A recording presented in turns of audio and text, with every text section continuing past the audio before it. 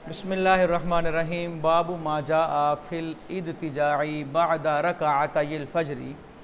फ़जर की दो सुन्नतें अदा करने के बाद कुछ देर लेटना तो मुस्तहब है। ये फ़जर की सुन्नतें अदा की हैं, ये तब है घर में सुन्नतें अदा करके मस्जिद जा रहे हैं, ठीक है। थोड़ी देर लेट जाएं पहलू के बल और फिर मस्जिद के लिए आएँ, ये मुस्तहब अमल है। इमाम तिरमिज़ी अपनी सनद से रिवायत करते हैं कि हज़रत अबू हुरैरा रज़ी अल्लाह ताला अन्हु कहते हैं, नबी पाक सल्लल्लाहु अलैहि वसल्लम ने फरमाया, जब तुम में से कोई फ़जर की 2 रकतें अदा करे तो वो अपने दाएं पहलू पर लेट जाए। ये माना भी हो सकता है, चूँकि हमारे यहाँ भी रिवाज इसी तरह चला आ रहा है एक अरसे से, कि फ़जर की अज़ान और फ़जर की जमात में बड़ा टाइम होता है आम नमाज़ों की बनिस्बत ना। तो अगर किसी ने फ़जर की अज़ान के साथ सुन्नतें अदा कर ली हैं तो उसके लिए मुस्तहब है वो कुछ लेट जाए, सोए ना। अगर वो सोएगा ना तो हो सकता है उसे कोई उठाए ना, या उसके लिए उठना मुश्किल हो जाए। और अगर सूरत हाल ऐसी है कि इंसान सफ़र करके थका है, तबीयत सेहत के मामलात हैं, अगर उससे इंतज़ार भी नहीं हो रहा, सेहत मुतासिर हो रही है, और अगर वो थोड़ी देर लेटता है तो कन्फर्म में आँख लग जाएगी या गालिब गुमान है, तो इस सूरत में वो फिर जमात का इंतज़ार ना करें, वो अपनी फ़र्ज़ भी अदा करे और फ़र्ज़ अदा करके वो सो जाए, ठीक है ना। क्योंकि इस तरह अगर वो हो सकता है उससे फ़र्ज़ ही रह जाएँ, क़ज़ा हो जाए, तो इस सूरत में उसको इजाज़त है कि वो घर में नमाज अदा करे। लेकिन अगली रिवायत इसी तरह, मक़द रआ बादु अहलिल इल्मी अन युफ़अल हाज़ा इस्तिहबाबन, ठीक है ना, कि इस्तिहबाबन किया जाएगा ऐसा। जब नमाज खड़ी हो जाए, फ़ला सलात इल्लल मक्तूबा, फिर सिर्फ़ फ़र्ज़ नमाज। फ़जर की सुन्नतें पढ़ी जा सकती हैं, लेकिन उसके लिए हुदूद व कुदूद हैं। नंबर 1 तो यकीन हो कि सुन्नतें अदा करके जमात में हम शामिल हो जाएंगे, और नंबर 2 ये कि ये आदत ना हो। कुछ लोगों की आदत होती है बैठे रहते हैं, जैसे ही जमात खड़ी होगी कहते नहीं इमाम साहब ने क़िरात लंबी करनी है तो लिहाजा जमात खड़ी होगी तो हम सुन्नतें पढ़ेंगे। ऐसा नहीं होना चाहिए। अगर कोई मसला हो जाए, सिर्फ ये मजबूरी की सूरत में है, और वहाँ अदा करे जहाँ पे इमाम की नमाज की आवाज़ ना आ रही हो, चूँकि कुरान की क़िरात है और क़िरात सुनना फ़र्ज़ है। अब क़िरात सुनेगा कि नमाज अदा करेगा, तो ये सारे मामला देखते हुए कि फ़जर की सुन्नतों का इसलिए हमने ये कहा क्योंकि फ़जर की सुन्नतों की ताकीद बहुत आई है। फरमाया गया कि घोड़े रोंद डालें तब भी इन सुन्नतों को क़ज़ा ना करो, इन सुन्नतों को फ़ौत होने। अब दूसरी नमाज़ें हैं फ़जर की, इसलिए तो बुज़ुर्ग अहदीस अभी आएंगी और बुज़ुर्गों का ये अमल है कि फ़जर की सुन्नतों की भी क़ज़ा करते हैं तुलूए शम्स के बाद। लेकिन फ़िक़्ह हनफ़ी का मसला ये है कि अगर इंसान फ़जर की नमाज क़ज़ा करे ज़वाल से पहले उर्फ़ी ज़वाल, यानी कि दहवाए कुबरा से पहले तो फिर सुन्नतें भी पढ़ेगा। और अगर ज़ोहर के टाइम या ज़ोहर के बाद फ़जर की क़ज़ा करेगा तो अब सुन्नतें साक़ित हो गई हैं, अच्छा जी, एक चीज़ और ज़हन में रखें। एक शख्स ने आया, उसने मस्जिद की घड़ी को नहीं देखा, चंद सेकंड रह गए थे जमात खड़ी होने में, उसने सुन्नतों की नीयत बांध ली, 1 रकत पढ़ ली, अब जमात खड़ी हो गई है, तो क्या वो सुन्नतें तोड़ दें?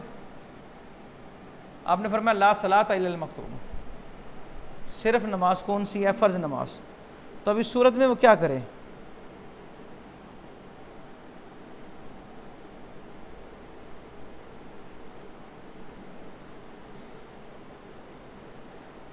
इस सूरत के अंदर वो सुन्नतें तोड़ेगा नहीं नमाज, बल्कि वो मिसाल के तौर पे अगर उसने 1 रकत पढ़ ली है तो वो सिर्फ़ फ़राइज़ की अदायगी और वाजिबात की अदायगी करते हुए दूसरी रकत मुकम्मल करें और दूसरे कादे में सलाम फेर दे, 2 रकतों पे सलाम फेर दे। अगर 3 पढ़ चुका है फिर चौथी, लेकिन उसके अंदर वो मुस्तहब और सुन्नतों को छोड़ दे। रुकू में गया 1 तस्बीह बस, सजदे में गया 1 तस्बीह, कादे में बैठा सिर्फ अत्तहियात और सलाम, ठीक है ना। यानी कि जो फ़राइज़ हैं, ज़रूरी चीज़ें हैं, वो अदा करें। ऐसे ही खाम नमाज को तोड़ना जायज़ है, क्योंकि अगरचे सुन्नत है, लेकिन जब नीयत बांध के हम खड़े हो गए हैं तो अब उसे मुकम्मल करना फ़र्ज़ हो गया है, तो फिर बाद में इनकी क़ज़ा की जाएगी, लाज़मी की जाएगी।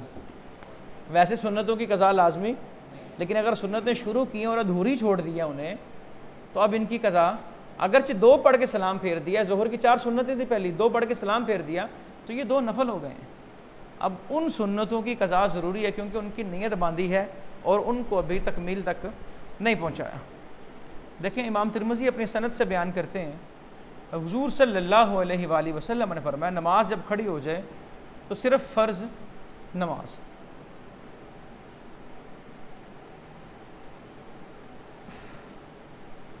वो शख्स जिसकी फ़जर से पहले वाली 2 रकतें फ़ौत हो जाएँ उन्हें वो फ़जर के बाद पढ़े। और इसका अगला बाब बताएगा फ़जर के फ़ौरन बाद नहीं, तुलुए शम्स के बाद पढ़ेगा वो। देखें, कहते हैं हुज़ूर सल्लल्लाहु अलैहि वसल्लम तशरीफ़ लाए, नमाज खड़ी हुई, मैंने नमाज़ पढ़ी उनके पीछे, रावी कहते हैं फिर आप फिरे और आपने मुझे फिर नमाज़ पढ़ते पाया और कहा, महलन या कैस, कैस सब्र करो, क्या 2 नमाज़ें इकट्ठी पढ़ रहे हो? और इसकी आका, मैंने फ़जर से पहले वाली रखते नहीं पढ़ी। तो आपने कहा फ़ला इज़न, फिर कोई हरज नहीं है। तो ये अगला बाब बता रहा है, फ़ी इआदतिहिमा बाद तुलू शम्सी, उनका इआदा कब किया जाएगा?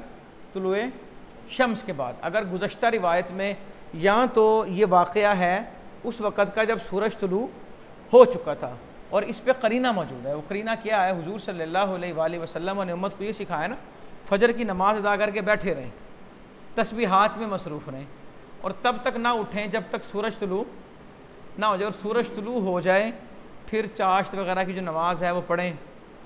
तो या फिर अगर इसको हम फ़जर के फ़र्ज़ों के फ़ौरन बाद महमूल करें गुज़श्ता हदीस को, तो वो हदीस मनसूख है।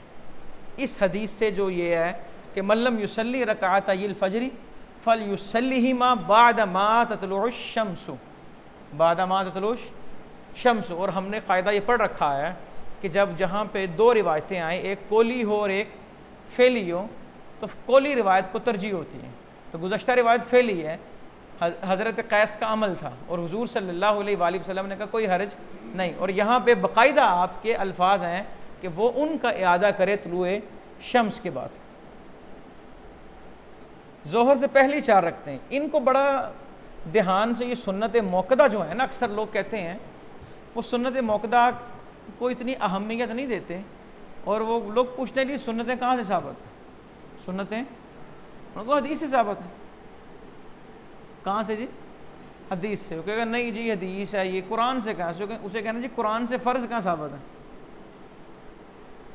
कुरान की बात है तो कुरान में दिखाओ कहाँ लिखा है फ़जर की 2 रखते हैं सराहत के साथ। है तो कुरान में हर चीज़ का बयान, लेकिन सराहत के साथ ज़ोहर की 4 फ़र्ज़ हैं, ये कहाँ लिखा है? तो माना तो हदीस से ही है ना। तो ये सारी चीज़ें सुन्नत गैर मौक़दा का हुक्म भी हमें अहादीस से मिलता है।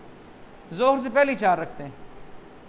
हुज़ूर सल्लल्लाहु अलैहि वसल्लम ज़ोहर से पहले 4 पढ़ते थे और ज़ोहर के बाद 2। ये सुन्नत मुअक्कदा की बात हो रही है। अब ज़ोहर के बाद 2 रखते हैं, वही रिवायत, वही मतन, सल्लैतु मअन नबी रकातैन क़ब्ल ज़ुहरी व रकातैन बादहा। एक और बाब इसी तरह का देखें, हुज़ूर सल्लल्लाहु अलैहि वसल्लम जब ज़ोहर से पहले 4 रखते ना पढ़ पाते तो उनको सल्लाहुन्ना बादहा, ज़ोहर के बाद अदा कर लेते। अगर किसी की सुन्नत मौक़दा रह जाएँ तो वो फ़र्ज़ अदा करने के बाद जो सुन्नत मौक़दा है उसकी अदायगी के बाद रहने वाली सुन्नतों को अदा करेगा, फ़र्ज़ के फ़ौरन बाद नहीं। क्यों? सुन्नतों का मकाम जब बदलते हैं हम तो वो सुन्नत नफलों में तब्दील हो जाती हैं। तो फ़र्ज़ के फ़ौरन बाद 2 सुन्नत मौक़दा का वक्त है। अगर उस दौरान हम पहली 4 पढ़ लेंगे तो पहली 4 तो नफल हो गए, तो बाद वाले 2 भी नफल हो जाएंगे। तो नफल का सवाब वो नहीं है जो सुन्नत मौक़दा का सवाब है, इसलिए 2 सुन्नत मौक़दा अदा करेंगे और उसके बाद जो पहली 4 रखते रहती हैं उनको अदा किया जाएगा। और हुज़ूर सल्लल्लाहु अलैहि वसल्लम ने फरमाया कि जो ज़ोहर से पहले 4 और ज़ोहर के बाद 4 पढ़े। देखिए ना यहाँ पे वो नफलों का सबूत भी आ गया। 2 सुन्नत मौक़दा हैं और जो 2 रखते हैं, हर्रमहुल्लाहु अलैन नार, अल्लाह उसे आग पे हराम कर देता है। और ये देखिए हज़रत उम्मे हबीबा जो उम्मुल मोमिनीन है, वो कहती है मैंने रसूलुल्लाह सल्लल्लाहु अलैहि वसल्लम को फरमाते सुना, मन हाफ़ज़ अला अर्बई रकातिन क़ब्ल ज़ुहरी व अर्बईन बादहा हर्रमहुल्लाहु अलैन नार। असर से पहले 4 रखते हैं।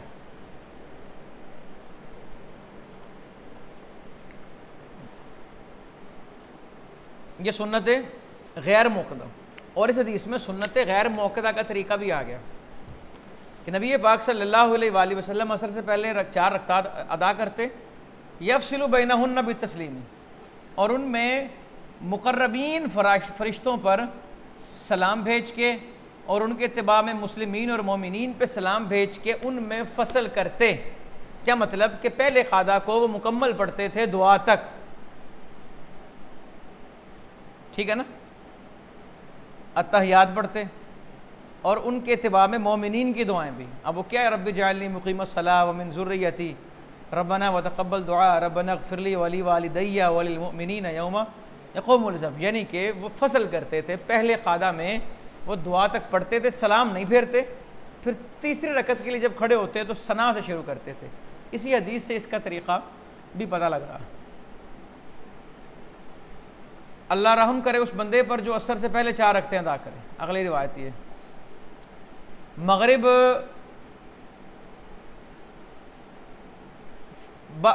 के बाद 2 रकतों में कौन सी किरात है जी?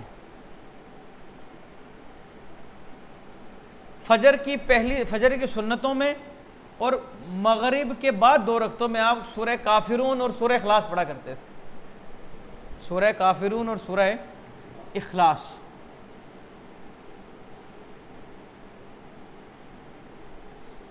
बाब इस बारे में कि ये 2 रकतें अदा करें नमाजी घर के अंदर।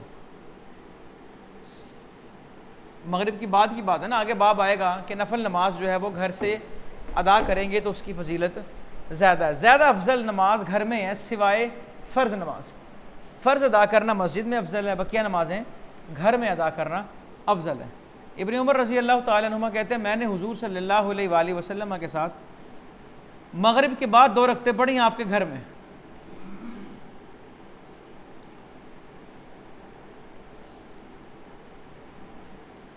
हज़रत इब्न उमर रज़ी अल्लाह तआला अन्हुमा कहते हैं, मैंने हुज़ूर सल्लल्लाहु अलैहि वसल्लम से 10 रकात महफूज की जिन्हें आप दिन और रात को पढ़ते थे। 2 रकतें ज़ोहर से पहले, 2 ज़ोहर के बाद और 2 मगरिब के बाद और 2 इशा के बाद। अब पीछे वाली रिवायतें सारी बता रही हैं कि ज़ोहर से पहले 2 रकतें नहीं हैं, कितनी हैं? 4। तो हो सकता है यहाँ को वहम हो, या कभी 2 पढ़ी हो और उस वाक़े का बयान हो ये, वरना अक्सर मामूल वही है जो हमने पीछे पढ़ा। नमाज अव्वाबीन फ़ी फ़ज़ल ततव्वुई व 6 रकात इन बादिल मगरिबी, नफल नमाज की फजीलत और मगरिब के बाद 6 रकतें पढ़ने का सवाब, ये नमाज अव्वाबीन इसे कहते हैं। मगरिब के बाद जिसने 6 रकात पढ़ी और इस दौरान उसने कोई बेहुदा गुफ्तगू ना की, उदिलना लहू बिइबादती सिनतई अशरा सना, उसे 12 बरस की इबादत का सवाब मिलता है। कितना जी? 12 बरस की इबादत का सवाब। और अगली रिवायत देखिए, जो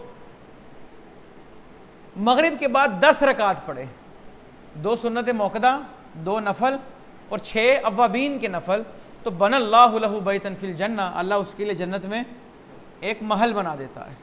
इशा के बाद 2 रकतों का बयान कि नबी पाक सल्लल्लाहु अलैहि वसल्लम ज़ोहर से पहले 2 रकतें पढ़ते, बाद में पढ़ते, मगरिब के बाद 2 पढ़ते, इशा के बाद 2 रकतें पढ़ते और फजर से पहले 2 रकतें पढ़ते।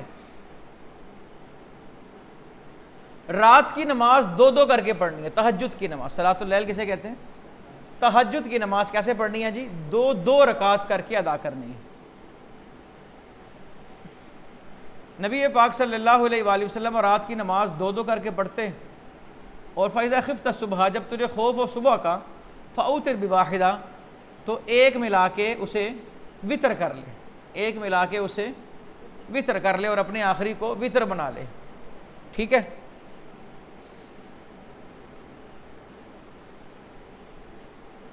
अब वाबुल वितर आगे आएंगे तो नमाज वितर की रकात पे वहाँ इंशाअल्लाह तफसीली गुफ्तगू करेंगे। रात की नमाज की फजीलत, तहज्जुद की नमाज की फजीलत, हुजूर सल्लल्लाहु अलैहि वसल्लम ने फरमाया, रमज़ान के बाद सबसे अफजल रोज़ा मुहर्रम का है और सबसे अफजल नमाज फ़र्ज़ नमाज के बाद वो रात की नमाज है, तहज्जुद की। और आपको पता है हुजूर सल्लल्लाहु अलैहि वसल्लम पे नमाज तहज्जुद जो है वो फ़र्ज़ थी।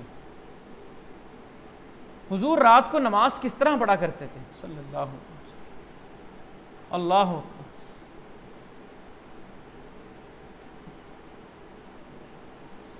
रावी कहते हैं उन्होंने हज़रत आयशा से पूछा रज़ी अल्लाह ताला अन्हा से कि हुजूर सल्लल्लाहु अलैहि वसल्लम और रमज़ान में कैसे नमाज़ पढ़ते थे रात। कहा आपने रमज़ान हो या ना हो, आपने 11 रकात से ज़्यादा नमाज नहीं पढ़ी। युसल्ली अरबान, वो 4 पढ़ते, और ना पूछो कि किस अहसन अंदाज में और कितना लंबा पढ़ते, फिर वो 4 पढ़ते, और ना पूछो अन हुस्निहिन्ना व तूलिहिन्ना, सुम्मा युसल्ली सलासन, फिर वो क्या करते 3 अदा करते। ये वितरों की तादाद है। यानी कि आप इस रिवायत से पता लगता है, और हज़रत आयशा रज़ी अल्लाह ताला अन्हा ने वो मामूल बयान किया जिस पर आप मुत्तले हुई, जो आपके साथ आपने हज़रत आयशा के पास थे, तो आप जो अदा करते थे वो ये थी कि 4-4 करके, यानी कि अगर नफल नमाज तो हैं 2-2, लेकिन अगर उनको एक सलाम के साथ पढ़ा जाएगा तो हर कादे को मुकम्मल पढ़ा जाएगा, और हर तीसरी रकत का जो आगाज़ है, कादे के बाद वाली रकत का आगाज़ वो सना से किया जाएगा। तो आप इस तरह 4-4 करके उसे अदा करते। जैसे वह 4 अदा करके दरमियान में आप वक्फ़ा करते थे दुआओं का, मुनाजात का, और फिर वितर अदा करते थे कितनी 3 रखते।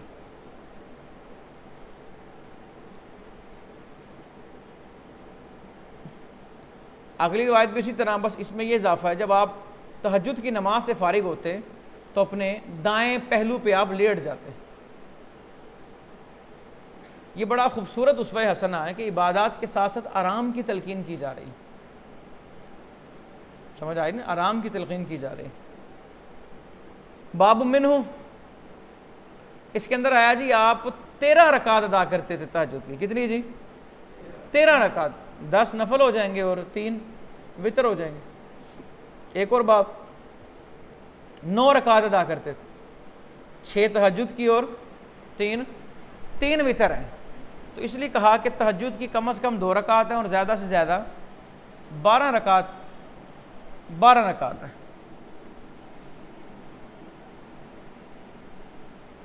अगली रिवायत इसी तरह कि 13 रकात अदा करते थे वितर के साथ, और कम से कम कितनी 9 अदा करते थे।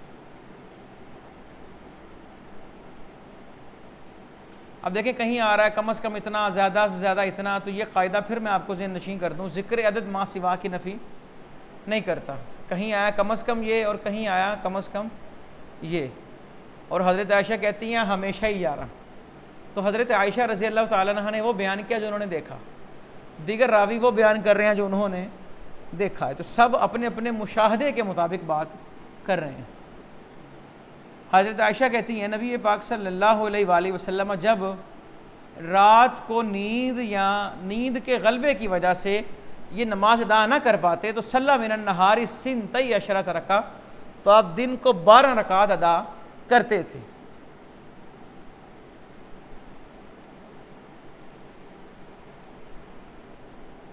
अच्छा, एक बाब और है कि ज़ुरारा बिन औफा बसरा के काजी थे, बनी कुशैर को नमाज पढ़ा रहे, और सुबह की नमाज में उन्होंने किरात की फ़इज़ा नुक़िरा फ़िन नाक़ुर फ़ज़ालिका यौम इज़ी यौमुन असीर, कि जब सूर में फूंका जाएगा तो वो दिन बड़ी मुश्किलों का दिन होगा। तो खर्रा मय्यता, ये आयत पढ़ के बेहोश हुए और फोत हो गए। ये आयत पढ़ी ना, देखा, सोचा और गौर किया इसका माना क्या है, तो आप बेहोश हो गए। फ़कुन्तु फ़ीमन इख्तमलहु इला दारिही, रावी कहते हैं यानी कि बहस बिन हकीम कहते हैं कि मैं उनमें से था जिन्होंने उनको फिर घर मुंतकिल किया।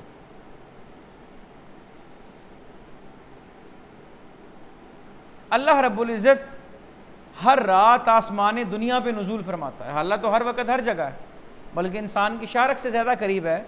तो आसमान दुनिया, पहला आसमान, इस पे नुज़ूल फरमाना ये एक रहमत के करीब होने का किनाया है। ये किनाया इस बात से कि अल्लाह की रहमत बड़ी करीब होती है। मुनाजात का वक्त है, सुलुसुल लैल, दुआओं का वक्त है। हज़रत अबू हुरैरा कहते हैं रज़ी अल्लाह ताला अन्हु, नबी पाक सल्लल्लाहु अलैहि वसल्लम ने फरमाया अल्लाह हर रात जब वो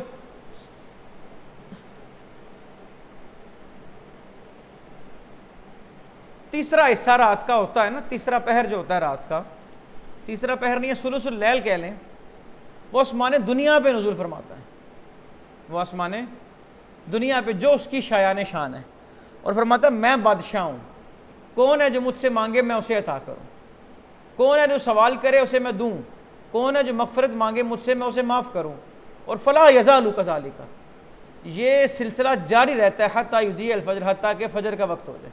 यानी कि रब की तरफ से ये सदा मुसलसल दी जाती है कोई मांगने वाला। रात को कुरान पाक पढ़ना, ना ज़्यादा ऊंचा पढ़े ना ज़्यादा आहिस्ता पढ़ें, म्याना रवि इख्तियार की जाएगी। नबी पाक सल्लल्लाहु अलैहि वसल्लम ने हज़रत अबू बकर को कहा कि मैं आपके पास से गुजरा, रात को आप कुरान पढ़ रहे थे, वंत तख़्फ़िदु मिन सौतिका, लेकिन आवाज़ बहुत आहिस्ता थी। तो हज़रत अबू बकर रज़ी अल्लाह तआला अन्हु ने अर्ज़ किया कि मैं उसको सुना रहा था जिससे मैं मुनाजात कर रहा था। क्या मतलब कि जिससे मैं गुफ्तगू कर रहा हूँ उससे ऊंची आवाज़ की ज़रूरत नहीं। तो आपने कहा इरफ़ा क़लीलन, थोड़ा ऊंचा भी पढ़ो, थोड़ा ऊंचा भी। और हज़रत उमर को कहा रज़ी अल्लाह तआला अन्हु को कि मैं आपके पास से गुजरा और आप भी क़िरात कर रहे थे, लेकिन आप बहुत ऊँचा पढ़ रहे थे। अर्ज़ किया मैं सोए हुओं को जगा रहा था, वह अतरदुश शैतान, और शैतान को भगा रहा था। आपने कहा इख्फ़िद कलीला, थोड़ा आहिस्ता भी पढ़ो, यानी कि ना मुसलसल ऊंचा ना मुसलसल आहिस्ता।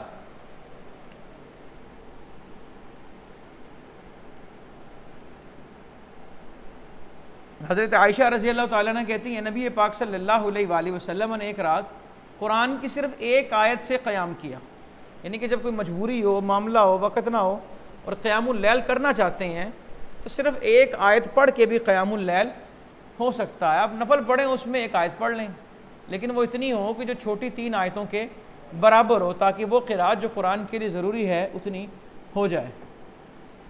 और आपसे हज़रत आयशा रज़ी अल्लाह तआला अन्हा से पूछा कि हुज़ूर सल्लल्लाहु अलैहि वसल्लम रात को कुरान कैसे पढ़ते थे, क्या सिरन पढ़ते थे या जहरन?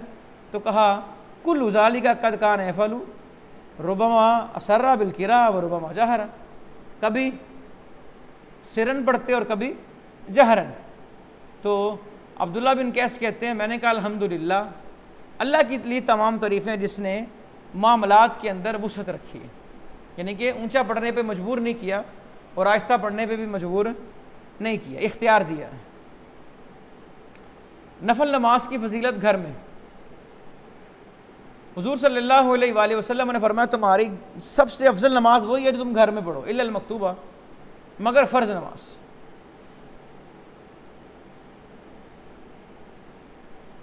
और हुज़ूर सल्लल्लाहु अलैहि वसल्लम ने फरमाया सल्लू फ़ी बुयूतिकुम वला तत्तखिज़ूहा कुबूरा, नमाज़ों को घरों में पढ़ो और घरों को कब्रिस्तान ना बनाओ। जिस घर में नमाज नहीं पढ़ी जाती उस घर को कब्रिस्तान से तशबीह दी गई है। लें जी वितर का बयान, इसको इंशाअल्लाह फिर पढ़ें।